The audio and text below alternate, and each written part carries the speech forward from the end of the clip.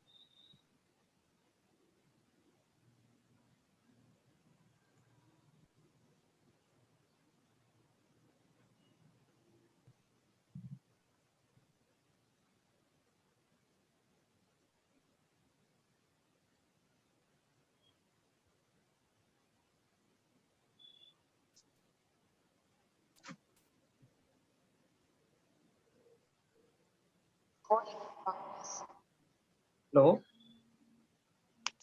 Hello, sir. Good Good morning, sir. Good morning.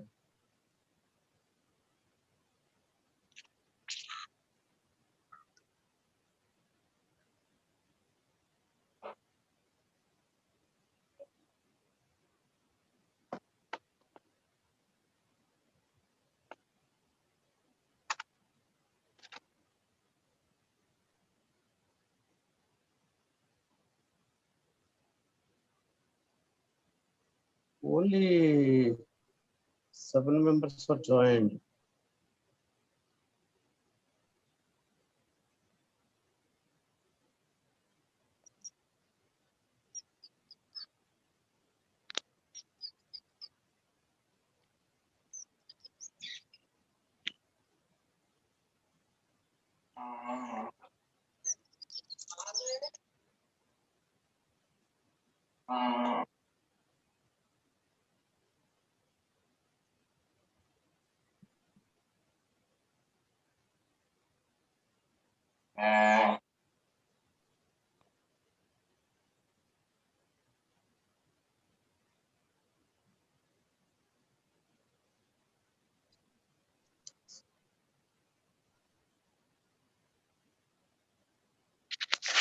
Sir, please continue the class, sir. They will join later. Okay, thank you. So why the people are joining so late?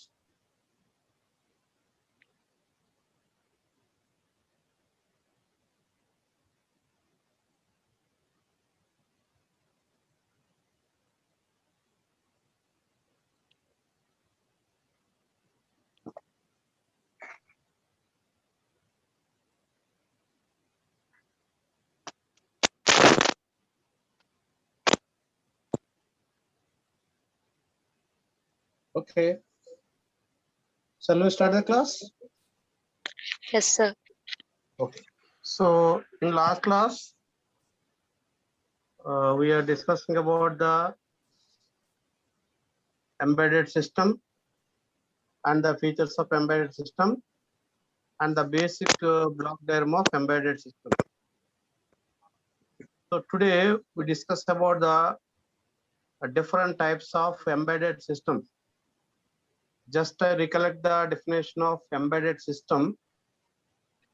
Embedded system is nothing but multiple units connected together to act as a single unit to perform a particular task.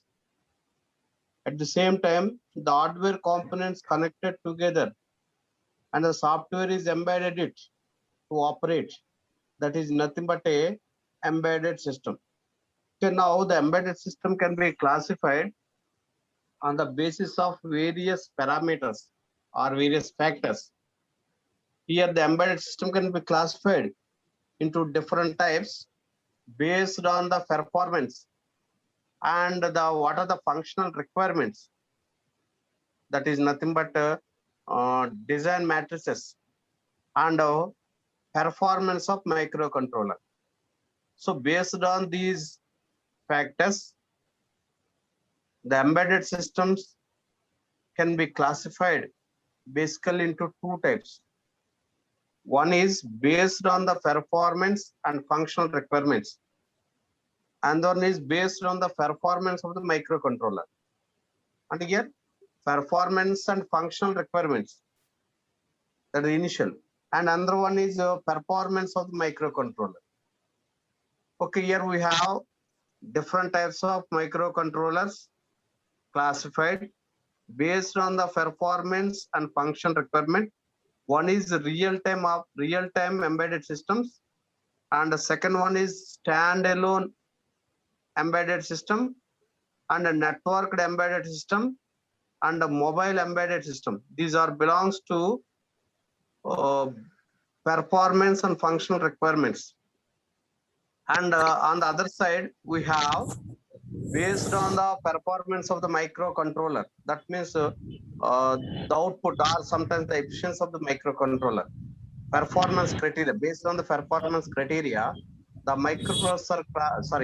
the embedded systems are classified small scale embedded systems, medium scale embedded systems, and sophisticated embedded systems. So these are belongs to embedded system which are classified based on the performance. Now we see the one by one. Okay, the first one is standalone embedded system. Standard means it is a single. Does not. Hello? Hello? Hello?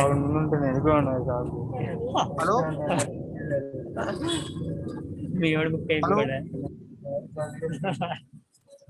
Hello?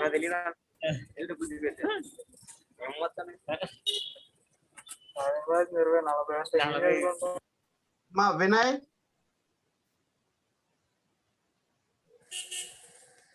And other one, mute yourself. Hello, Vinay. Ma, mute your mic. Okay, thank you. Okay, here we have standalone. That means single. That means it not required any host to operate. Here the embedded system is works itself. There is no need of support. That means no need of host system.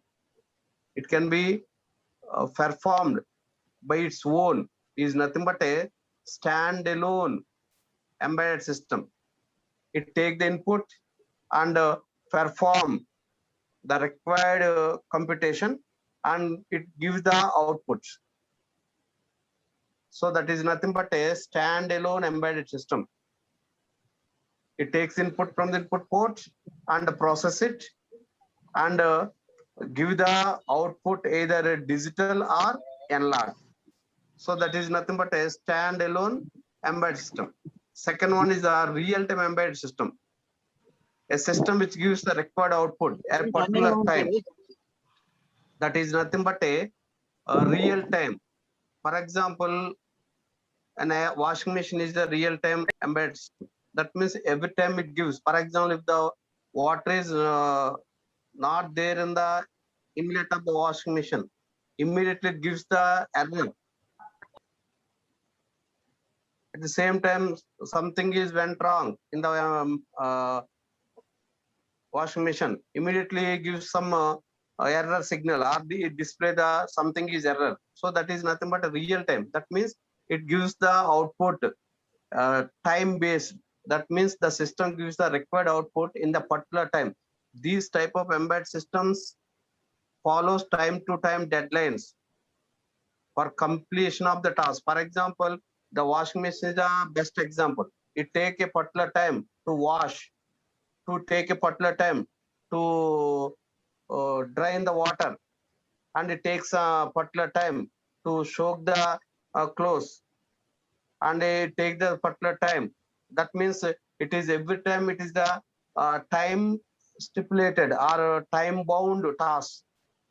That means it complete the task in a stipulated time. That is nothing but a real time embedded system. Okay. Next, another one is a networked embedded system.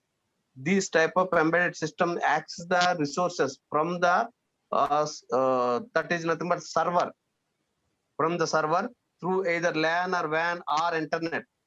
So this can be operated with support of the LAN system, and all the resources are accessed from the server. So such type of embedded systems are nothing but a network based embedded system. And other one is the mobile embedded system. The mobile embedded systems are used a portable embedded system. For example, our mobile phone is a mobile embedded system. Digital cameras are the mobile embedded system, and MP3 players and some personal digital assistants. So they are called a mobile embedded. For example, our mobile phone is the embedded system. Okay, so these are the different types of embedded systems based on the performance requirements. Okay, next we have embedded systems based on the performance. So here we have small scale embedded system. So already we know scaling. For example, scaling is nothing but how many components we are accommodate in a system. That is nothing but scaling. For example, very large scale integrated circuits, VLSI circuits. That means how many number of transistors are accommodated or housed on a single substance or single chip. That is nothing but a scaling. So here also the embedded systems are classified based on the scaling. So here we have, these are nothing but a performance based embedded system. The first one is a small scale embedded system. That means in small scale embedded system, the 8-bit or 16-bit microcontrollers are used in an embedded system. Then the embedded systems are called as a small scale embedded system. That means in small scale embedded systems, the processor or controller we are using is either 8-bit or 16-bit. Okay, and that may even be activated by battery. For example, our mobile phone is activating by the battery. It is one embedded system where we use a 8-bit and 16-bit microcontrollers or microprocessors in that particular embedded system. Then the embedded system is called as a small scale embedded system. Next, medium scale of embedded system. That means we are using the microcontroller microprocessor of either 16-bit or 32-bit. Here the size of the processor or controller is depends upon the how many data lines we are using. That means 16-bit means we have 16 data lines. That means the size of the data bus is 16 lines or 16 bits. That means the process is always categorized with the help of the data bus size. Either 16-bit or 32-bit means 32-bit microcontroller means the data bus size is 32 bits. And here we use a 16-bit or 32-bit microcontroller in an embedded system. Then the embedded system is called as medium scale embedded system. So generally the medium scale embedded systems are RISCs or DSPs. RISC means reduced instruction set computers, and DS digital signal processing elements. So they are called as a medium scale of embedded systems. Next, sophisticated embedded system. Here the hardware and software are more complex. So it is a high-end embedded systems. So that embedded systems need ASIP. That is nothing but application specific instruction processors or IPs, and PLAs, programmable logic arrays, and scalable and configurable processors. Configurable processor means we can change by using the operating system, we can change the operation of that processor or controller. That is nothing but configurable. Okay, these are nothing but a different types of embedded systems. They are classified based or classified according to the performance criteria. Okay, we have different types of embedded system. One is standalone, real-time, network-based, and mobile. And on the other hand, we have small scale embedded systems, medium scale embedded systems, and sophisticated embedded systems. Okay, now we see the overview of 8051 microcontroller family. So in the market, there are so many vendors can supply the microcontrollers. So the Intel Corporation is one of the vendor to supply the 8051 microcontrollers. So there are so many 8051 microcontrollers family. Here already we know the 8051 is a 8-bit microcontroller and it has 128 byte RAM and an extra counters and timers. And it is also have 8K byte on chip program and the RAM instead of 4 kilobyte. So these are the features of the 8052 microcontroller compared with the 8051 microcontroller. So this is also belongs to the 8051 microcontroller family. This is also developed by the Intel Corporation. So here the 8052 microcontroller is one of the family member of 8051 microcontroller. So it has the standard features of 8051 microcontroller. That means the 8052 microcontroller is having all the features of 8051 microcontroller. And the 8052 microcontroller has extra 128 byte RAM. That means in the 8051 microcontroller, already we know it is the 128 byte RAM.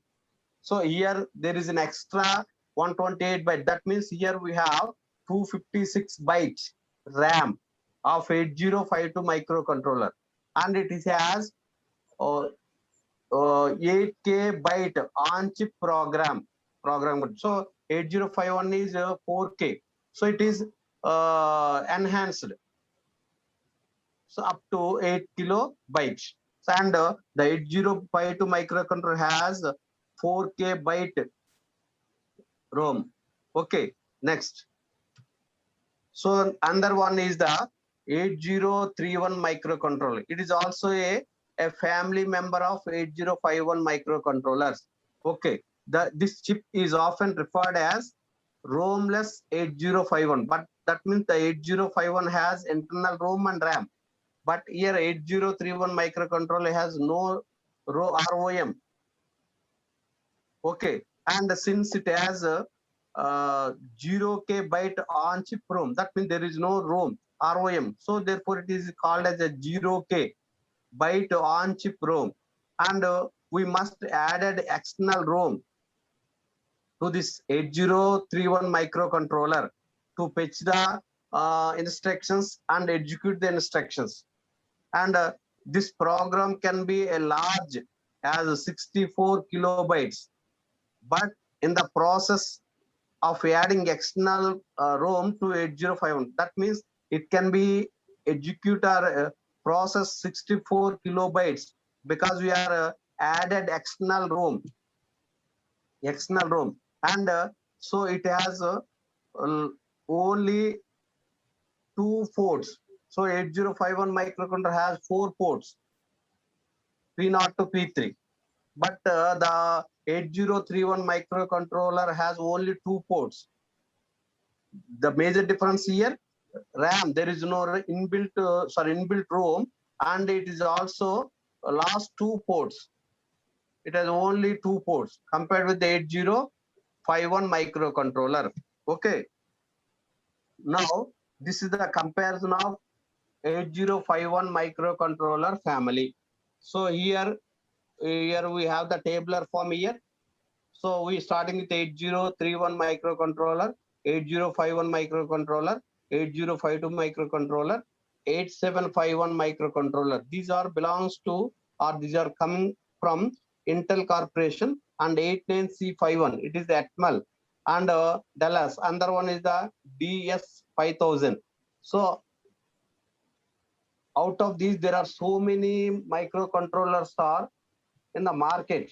There are so many vendors, AVR microcontrollers, PIC microcontrollers.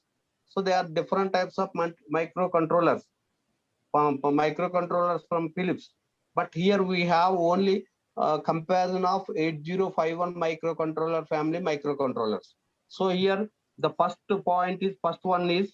feature is on chip ROM. That means the 8031 microcontroller doesn't have any on chip ROM, but it is added externally.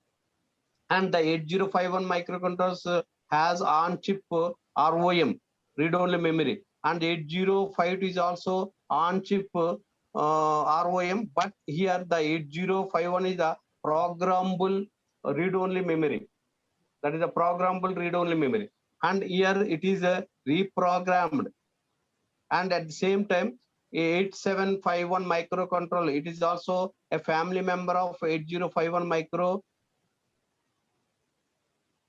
microcontrollers. Here the ROM is UV, that means it can be erased when it is exposed to ultraviolet rays.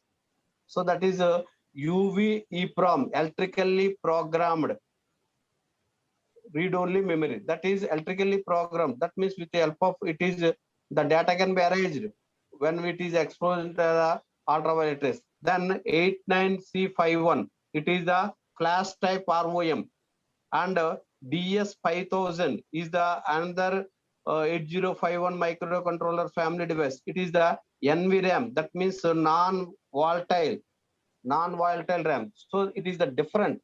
It is a special RAM, that is non-volatile. For example, volatile means when the power is switched off, the data is erased.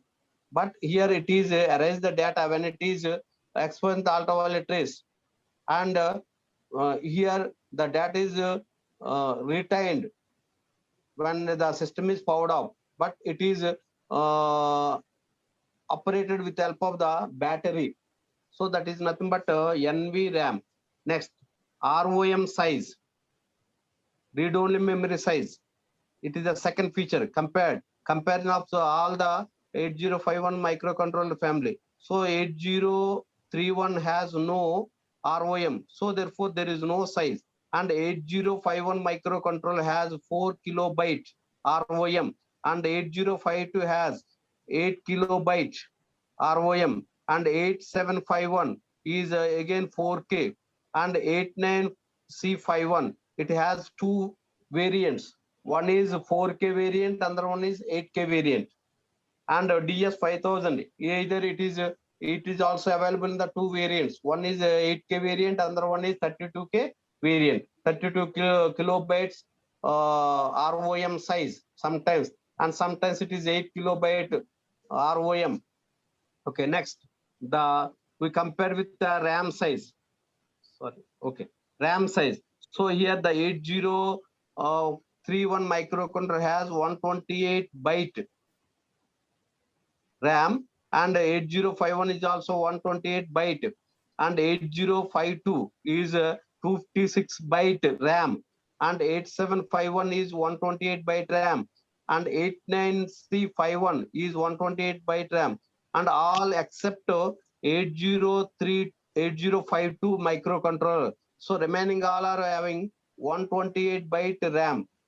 So only the 8052 microcontroller has 256 byte RAM. Okay, next, timers we have. So the timers and counters in microcontrollers, the 8031 microcontroller has two timers, and 8051 is also two timers, and counters and timers, and 8052 has three, and 8751 is two, and 89C51 again it's two timers and counters. And here DS5000 also have two timers and counters. Next, IO pins. Here the 8031 microcontroller 32 pins, but here it lost two ports. It only two ports, but each port is 16 bit, 16 lines. But whereas 8051 is a 4 ports, so that means each port having 8 lines. So therefore here we have 32 IO pins. So every microcontroller having 32 IO lines. But here the 8031 microcontroller has only 2 ports. But here the each port having 16 lines. But here the 8051 microcontroller has 4 ports, or P0 to P3, each port having 8 lines. So totally 32 lines. So every microcontroller having 32 IO pins, input and output pins, and serial ports. All the microcontrollers of 8051 family has one serial port. That means that is nothing but a UART. UART, it is the serial port. So every 8031, 8051, 8052, 8751, 89C51, and a DS5000, all are having one serial port. Okay, so this is a comparison of 8051 microcontroller family. Okay, hello, are you follow? Yes. Yes, sir. Okay, thanks. Next one is introduction about hardware architectures. So there are so many architectures. Basically, there are two types of architectures. One is von Neumann, that is Princeton, and the one is Harvard. So there are two types of architectures. So here the every microcontroller requires memory to store the programs and data. For example, the 8051 microcontroller has internal inbuilt or on chip ROM and RAM, read-only memory and random access memory. That means every microcontroller requires a memory to store the either programs or data. The various microcontrollers available today are basically operated on the same principle. Operate on the same way. So all the microprocessors or microcontrollers are operated on the same principle. Okay, the main variation of all the microcontrollers or microprocessors are classified or based on the address bus, data bus, and memory unit. They are used in the microcontroller or microprocessor. That means all are working on the same principle, but the major difference, the variations of the microcontrollers based on the memory units, based on the address, and based on the data bus, address bus and data bus, they are used.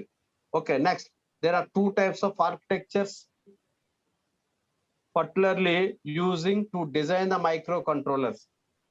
Here we have von Neumann and Harvard. These two are the architectures are used to design of microcontrollers. Okay, now we have Harvard architecture. So this type of microcontroller or computer architecture, that means the computer is having itself either microprocessor or microcontroller. Computer is nothing but a computing element. It may be have either microprocessor or microcontroller. It performs only computing process. So therefore here use every hardware architecture type of computers uses a program data memory units. Every computing system or computer must have memory which is used to store the programs and the data. For example, I am asked one question here. Are you know the definition of program? Everyone, what is meant by program? Sequence of steps.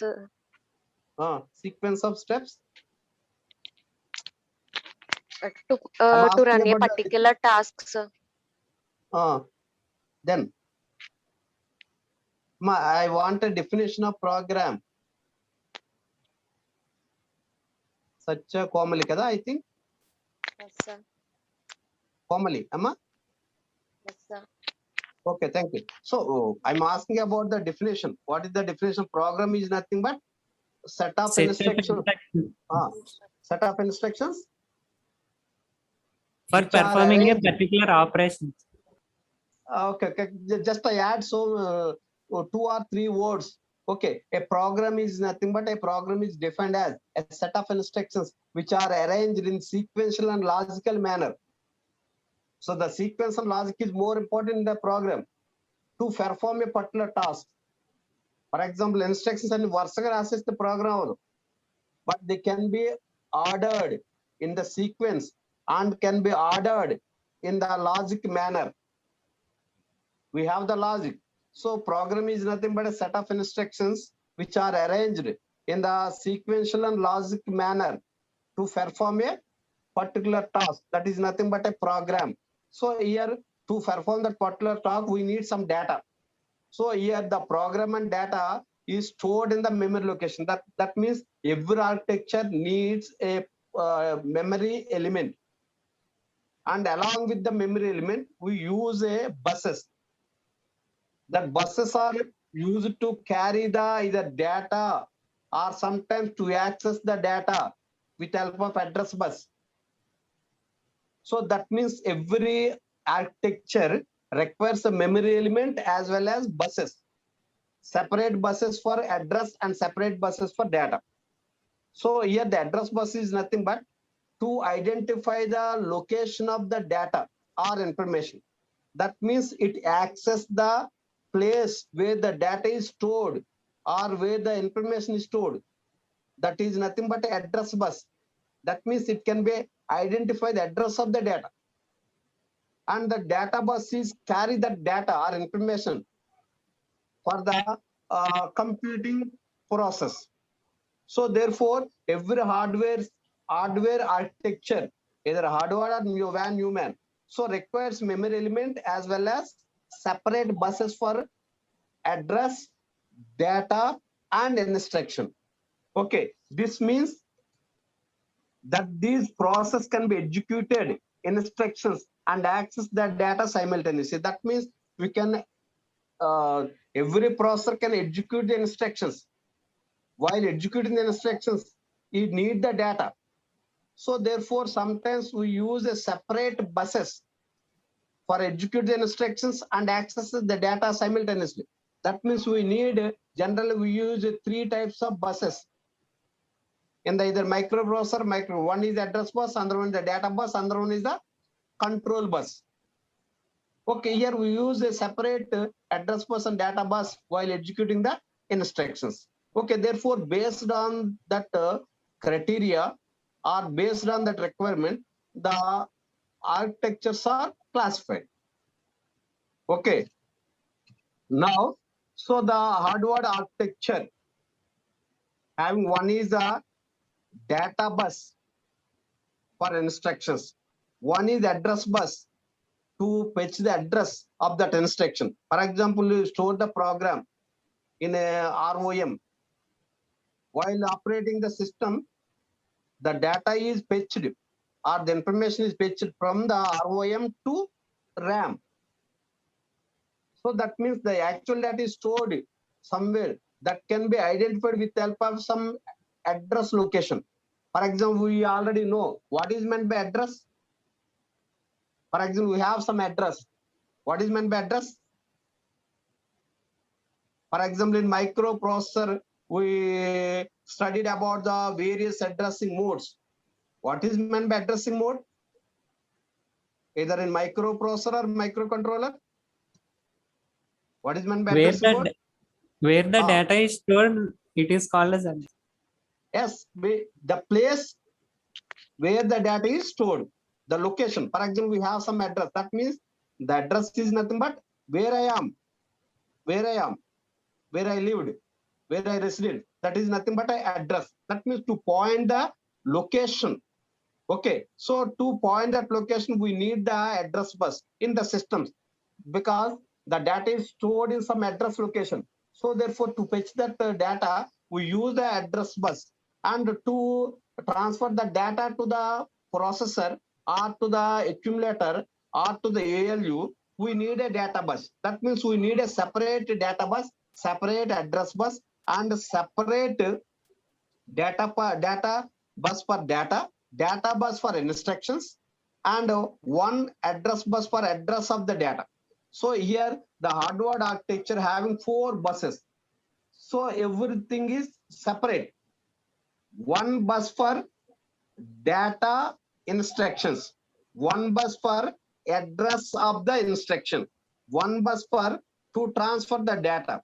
One bus for to identify the address and transfer the data. So here we have 4 buses. Separate buses are used in the hardware architecture. So therefore the hardware architecture is simply you can say it is complex, because here we have separate buses, number of buses are there. So that means the system is more complex. So the size of the address and data buses for instructions may be different, depends upon the controller size, depends upon the address lines, the size of the data bus, the size of the address bus, or depends upon the processor size. Okay, so it can be varies, depends upon the processor size, either 8-bit processor or 16-bit processor or 32-bit processor. But actually the hardware architecture having 4 separate buses. Okay, next, this is the block diagram of or functional diagram of hardware architecture. So here the several microcontrollers using the PIC 18 series or 18F, or sometimes the PIC microcontrollers are also available in the 16 series. Similarly, the 8051, Intel is the 8080 is the series. Similarly, PIC microcontrollers. So PIC microcontrollers with starting with a 16 series or 18 series. So here we have most of the microcontrollers designed in the PIC, the PIC vendors to develop the design the microcontrollers with a hardware architecture. But 8051 microcontrollers only having sys systems. So here the several microcontrollers including the PIC 18F are designed using hardware architecture. PIC microcontrollers are generally used for hardware architecture. Okay, here we have, this is the program memory and this is the data memory. Here in hardware architecture, we have separate memory locations. As a separate memory we provide. One memory is particularly for program, to store the program. One memory for to store the data. And separate memory units are used in the hardware architecture. In some cases, we are using same memory unit as to store the either programming or data. But here in hardware architecture, we use separate memory units or dedicated memory units. One is dedicated for store the programs and one is dedicated for to store the data. So here we use 4 buses here. So one is address bus for program and one is for data bus for program instructions, program instructions. And here we have one address bus for data. That means this address bus is locating the data and this data bus is fetch the data. Here we have address bus to point the program address and this is data bus to fetch the data in that program memory. So here we have 2 separate program and data memory units. So this is the central processing. Here we use 4 buses. Most of the microcontrollers used hardware architecture.